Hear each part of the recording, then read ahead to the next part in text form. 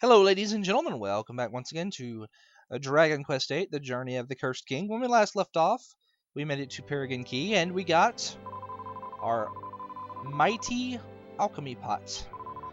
So, I'm currently in Fairbury, because off-screen, I went a little overboard. Normally, I try to do this, all the alchemy and stuff, kind of as I travel, but well, I was watching an episode of a TV show, and like I said, I went overboard. Wasn't paying attention, and before I knew it, I had pretty much alchemized everything I could alchemize at that point in the game. So Jessica, for her, I made a snakeskin whip. You throw the leather whip that she starts with, and a scale shield, and in the alchemy pot, and bam! That's the most powerful weapon that she can currently equip. And even though she has kind of crappy strength, it actually gives her physical attacks a bit of punch. So I highly recommend you make that. For the hero, I made a bronze shield and some bronze armor. So he's got some really good defense. I'm going to put this in the bag. You make the bronze shield by combining a leather shield and a bronze knife. You can buy the leather shields if you need some here in Fairbury, and you can buy bronze knives from the weapon shop in Paragon Key. If you combine a bronze shield and a bronze armor, and a chainmail, which the chainmail can be bought in Paragon Key as well, you can get a bronze armor for the hero. There is a better hat available. There's one available for free in a chest right outside Paragon Key, but like I said, I had some alchemy downtime because I went overboard, so I normally save this hat for later, but if you combine a leather hat and a chimera wing, it makes a feathered cap, which is the best headgear the hero can equip at this point. So, yeah. I also made a Thieves' Key, and the Thieves' Key opens up some of the lock chests in the world. So if you come back to Fairbury, there's a few that we can get here, including this one, which has... The suspense is killing me. A mini medal, our first of the game. So that is mini medal number 1. If we go outside and go into the back door of the weapon shop, we can get some more alchemy ingredients. Now, I haven't talked any about Jess's skills. Let me see. Let me go ahead and do that. Jessica's skills are knives, whips, and staves, in addition to her Fisticuffs, and her special unique skill is sex appeal. Knives are pretty much, in my opinion, useless. Staves are pretty good, and whips are really good. She has some pretty good skills in Fisticuffs as well, and she has some pretty good abilities in sex appeals. Jessica has probably the widest range of useful abilities. The hero has his trees, like his 3 main weapon trees. He pretty much has skills that are side grades of each other. You know, in swords, he has Falcon Slash. In spears, he has Multi-Thrust. In boomerangs, he has, if you go all the way down the tree, he has Giga Throw, I think is what it is. So, I mean, he has a skill, in each one of those trees that has, that pretty much has the function of hit this guy really hard. And then the rest of the skills, for the trees are more or less just different uses. Like swords has Dragon Slash and Metal Slash. Spears has Lightning and Thunder Thrust. Boomerangs has Power Throw and things like that. But you're not generally going to want... It's not as useful to have all of that. His courage tree has a lot of,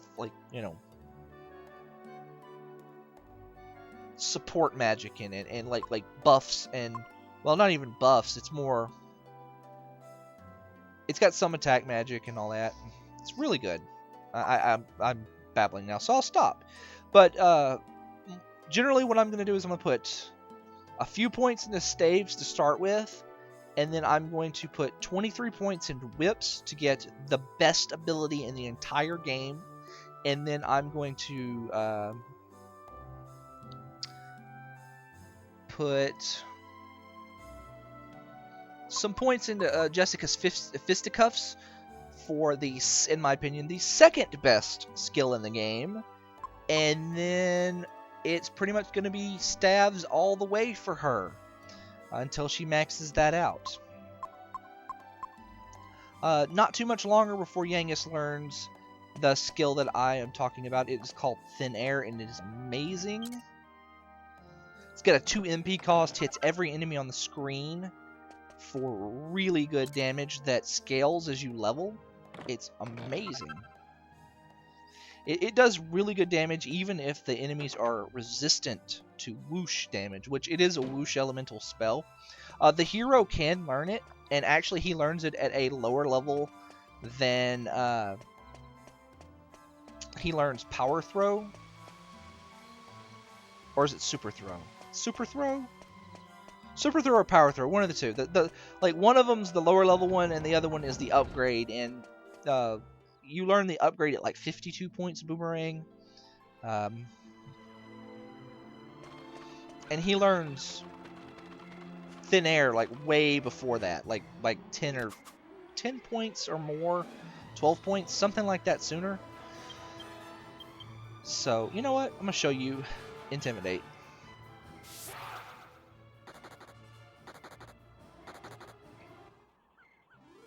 You don't get any experience, but if the enemy was going to drop an item, you actually get the item, so that's pretty nice. So you go up here, there's a chest. It's a Thieves' Key chest. I'm going to go over here and grab this, and then we will be back on our way to Paragon Key. I love Jessica's scary face. It's like, rawr.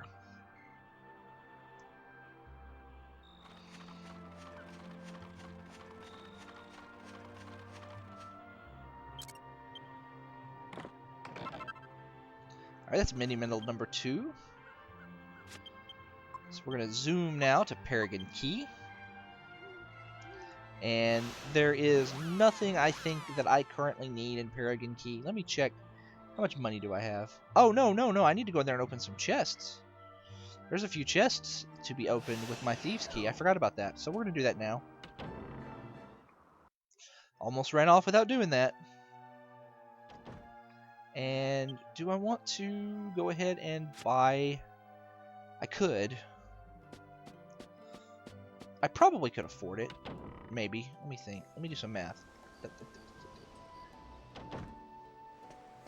Yeah, I think I can afford it. We'll see.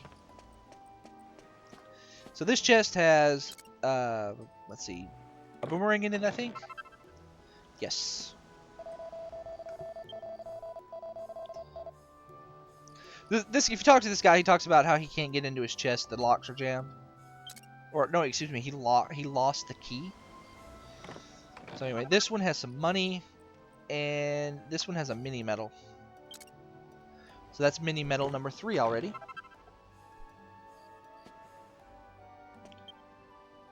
That is 3, right? Yes. Okay. Oh man, it's dark, so merchants are not here. Shoot. I think I'm gonna go ahead and buy those 2 scythes that I have on my shopping list. Normally I wait till I'm about to go into the next dungeon to do it, but that usually assumes that I have some alchemy to tide me over, but I really don't. I've pretty much done everything. I've got pretty much 2, 3, 4 recipes that I would like to get done. And alright, so we want to sell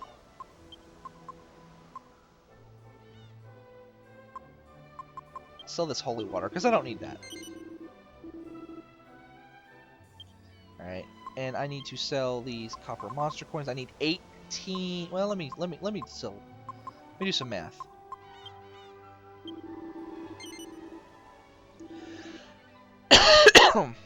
I need 1,820 gold. And this will put me at what? 1609.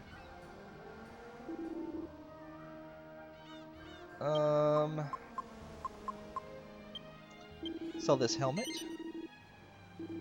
And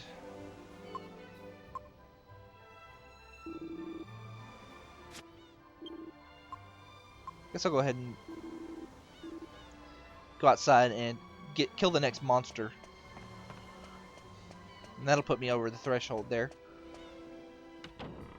Usually, if you can keep up, if you don't run away from any random battles, and you go out of your way to kill all of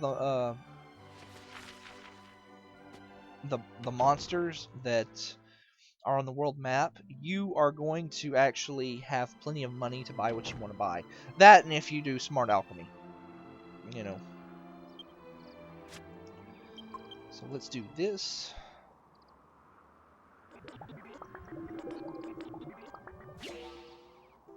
Yeah, feathered cap.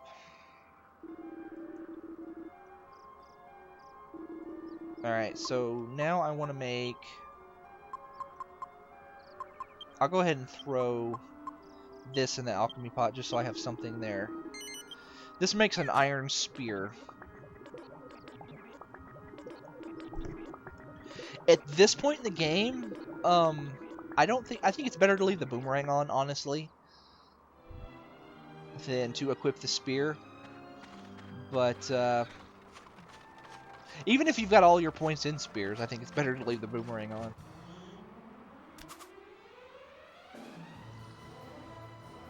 Chainines. Chainines have the ability to, let's see, lock one of your party members up by throwing their collar and binding them.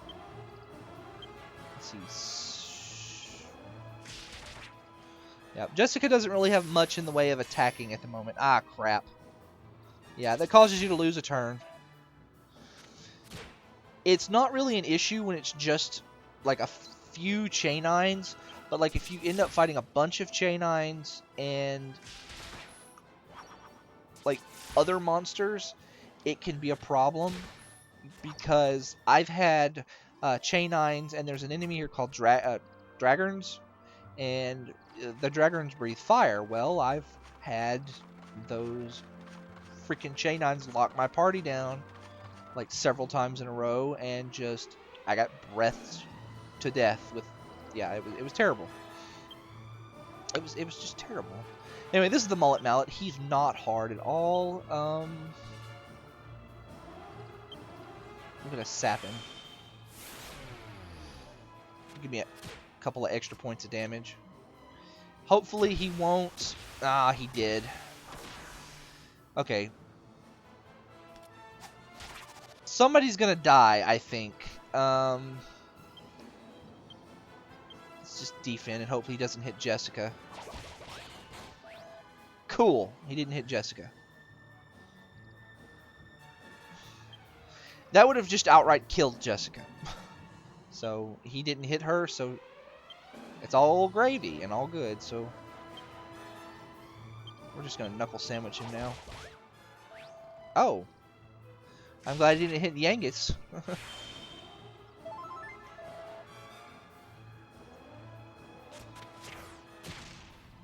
Nice. Okay. Should be able to finish him off this turn.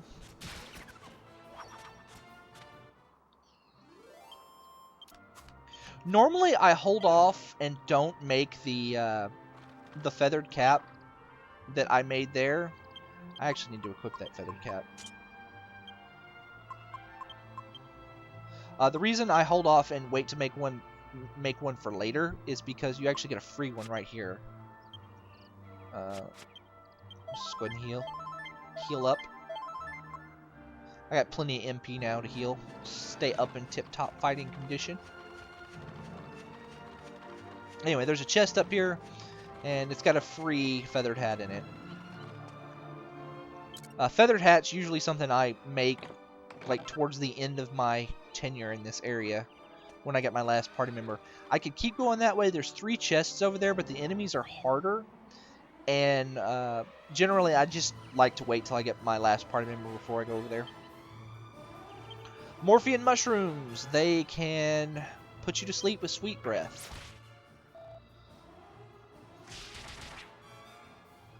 So watch out for that.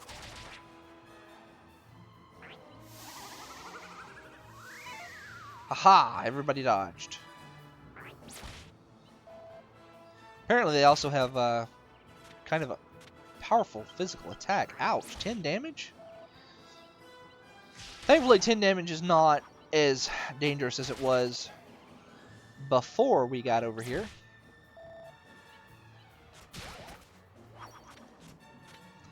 The addition of all the equipment you get from alchemy and that third party member really raises the power of your party just overall.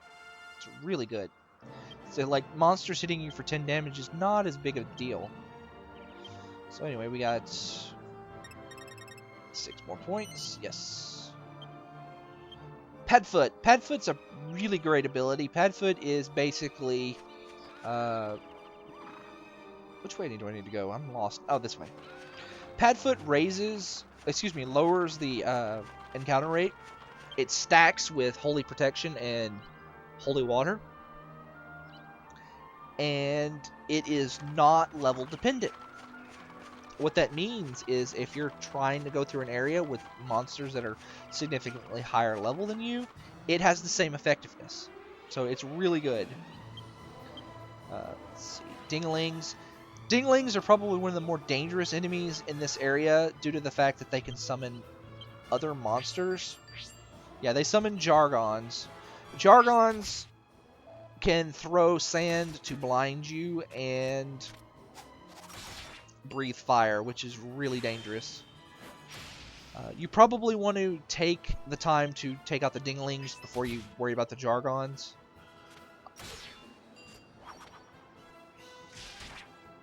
Jargons themselves can waste their own turns, breathe fire, throw sand to lower your accuracy.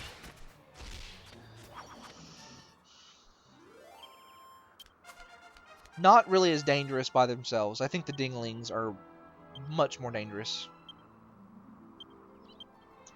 3 skill points. Nice. Aha, and I get that +5 to my boomerang attack power. That's nice. That'll give me 1 extra point of damage on a swing. The damage calculations in this game are kind of effed up.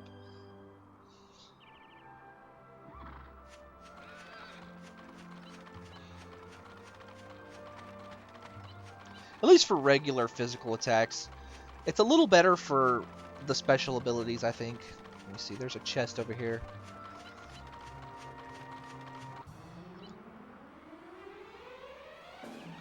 I actually bought chainmail in Paragon Key, but there's actually some free chainmail about halfway between the area we're going to next and the town after that. If you want to go out of your way to get that, it's not too long of a run, but like I said, the enemies are a little harder, and it is out of the way for what we're doing right now. So I generally just buy the chainmail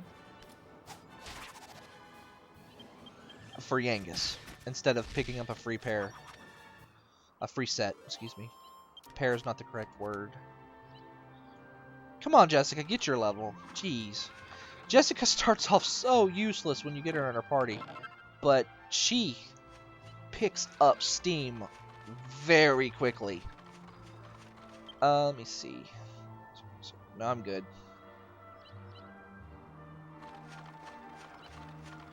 Like, the first level that she gains, she learns Crack, which Frizz is kind of bad. I mean, like, it would have been useful in Fairbury and probably Alexandria, but we're past the point in the game where Frizz would have been useful. And yeah, thankfully she learns Crack in 1 level, and Crack is significantly more powerful. It does about 25 points of damage, so it's pretty good against a single target. Oh, there's my spear, right? Which is good because I'm about to pick up the item I need for my next recipe.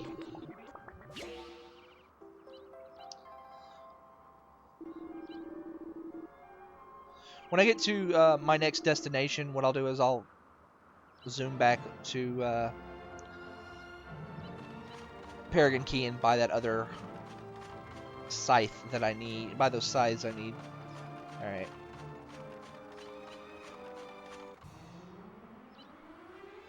Come on, I can see the freaking chest. Maybe I should put Padfoot on. It's not like Yangus has anything better to do with his MP at this time. Well, I could have done better at that. Don't you think? Should have had Yangus definitely attack the Chainine, but no. I've got treasure on the brain, you guys. Okay. So anyway, in this chest we find a stone axe. You could have bought a stone axe in Alexandria. And actually, if you were going axes for Yangus from the start, I actually recommend you buy one. But I wasn't, so let's see. I need to take this, put that in the bag, and I need to put you on Yangus. Yep. So his remember, his defense was 47 with the pointed hat on. We're about to make a really, really good piece of headgear for Yangus. So put that and the pointed hat in there and let it cook.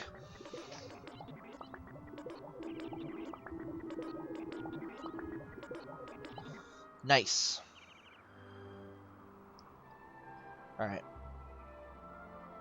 So I'm going to go ahead and, since I'm close to Maella Abbey, I'm going to run there, then zoom back, get my scythes, and then we will continue on, I think.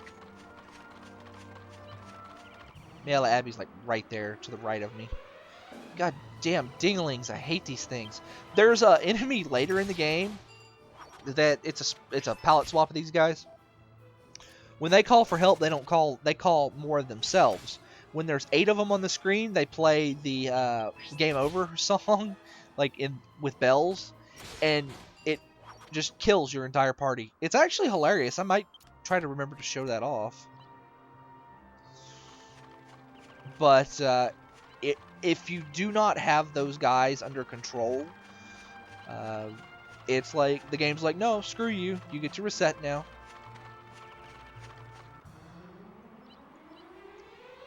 Thankfully, when you die in this game, it actually doesn't force you to load your previous save. It puts you back on a church, like an old school Dragon Quest game. Take that, Winky. Winky's pretty weak. They only do 2 points of damage with their physical attacks. However, if you leave them alone for a few turns, they'll turn red. And kind of like the frogs in Alexandria Tower, they gain a lot of extra attack power. So pretty much just kill them while they're blue. Don't let them turn red. There's a few enemies in the game that actually turn red like that. What is this? A Konami beat 'em up? Yeah, okay. This right here, Jessica learns skills very quickly because she gets absurd amounts of skill points. It's crazy. So anyway, I want to put 3 points into staves and then put the rest in swips.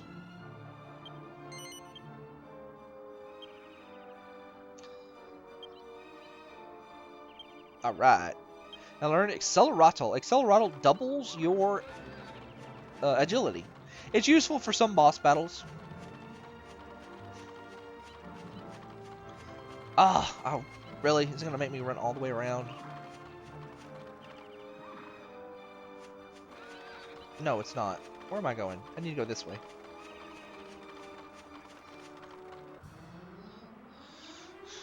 It's also useful for hunting metal slimes later. Basically, Jessica doesn't really have anything better to do when you're hunting metal slimes, so Accelerado gives her something to do, while Yangus and the hero do all the work.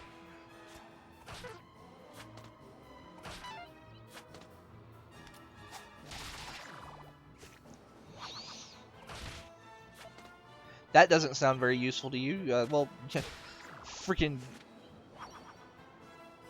It's not, but... It can be, but, like, Angelo, the fourth party member, has even less to do.